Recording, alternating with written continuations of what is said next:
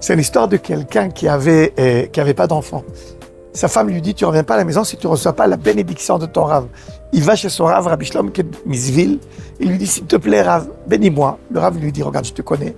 Tu es quelqu'un de très gentil, mais tu arrêtes pas de parler. Tu vas au mikvé vendredi avant que le Shabbat commence, tu vas te purifier au mikvé. Tu arrêtes pas de parler là-bas. Tu arrives à la shul, à la synagogue, Shabbat soir, vendredi soir, tu arrêtes pas de parler. Shabbat matin, à la lecture de la Torah, tu arrêtes pas de parler. Tu parles tout le temps. Prends sur toi de pas parler. Et Bezrat Hashem, moi je vais prier pour toi. Et tu verras Bezrat Hashem des bénédictions. Et un an plus tard, ce monsieur-là, il a un enfant. Au jour du Brit, au jour de la circoncision de son fils, bien sûr que le rabbi de Zville arrive et il demande au Rav, il dit quel rapport il y a entre avoir des enfants et ne pas parler. Il lui a dit, je vais te dire quelque chose au nom d'un élève du Baal Shem Tov. L'élève du Baal Shem Tov, c'était le tzaddik Rabbi Pinchas Mikoritz. Et il a expliqué que chaque personne a une dose de plaisir qui a été mesurée pour lui.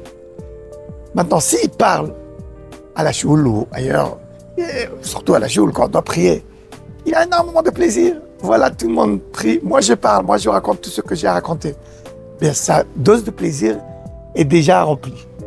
Mais s'il ne parle pas, il prend sur lui de ne pas parler, ben, sa dose de plaisir va se remplir par des autres bénédictions. Et là, il va pouvoir avoir des enfants qu'il a tellement envie. Et cette chose-là, ils ont un grand rapport avec la paracha de cette semaine.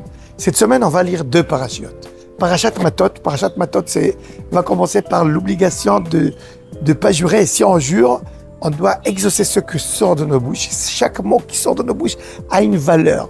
On ne peut pas parler sans comprendre qu'il y a des conséquences à nos paroles. Et deuxièmement, deuxième parachat qu'on va lire cette semaine, parachat Mas'eh. Mas'eh, c'est les stations du peuple d'Israël dans le désert. Chaque station était une préparation à la station précédente. Ça veut dire, on est toujours en mouvement d'avancer. Et chaque endroit où on est, c'est pour se préparer pour le prochaine étape.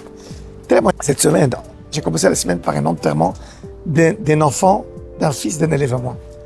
Un fils d'un copain à moi.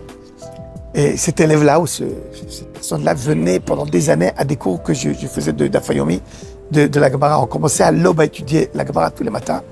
Et des fois, il venait avec ses 2 enfants, des jumeaux. Et un des jumeaux est décédé cette semaine. Il y a 2 semaines, il a été gravement blessé à Gaza. Pendant 1 semaine, il a lutté.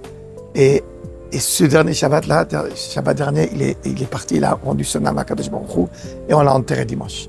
Une des choses qu'il a pris sur lui, il y a quelques mois, quand son grand-père est décédé, il a dit de ne pas parler à la choule. Parce que quand on parle au milieu de la tefila, ça nous gâche les plaisirs divins qu'on peut recevoir ailleurs. On doit faire vraiment attention. Et jusqu'à petit conseil, venez, on essaie de prendre à la mémoire de Jonathan Aaron, Ben Avia Greenblatt, Hachem comme d'amant, qui a rendu son âme ce Shabbat, qui était combattant, qui était là pour... Vraiment, il a été en Messirut Nefesh pour...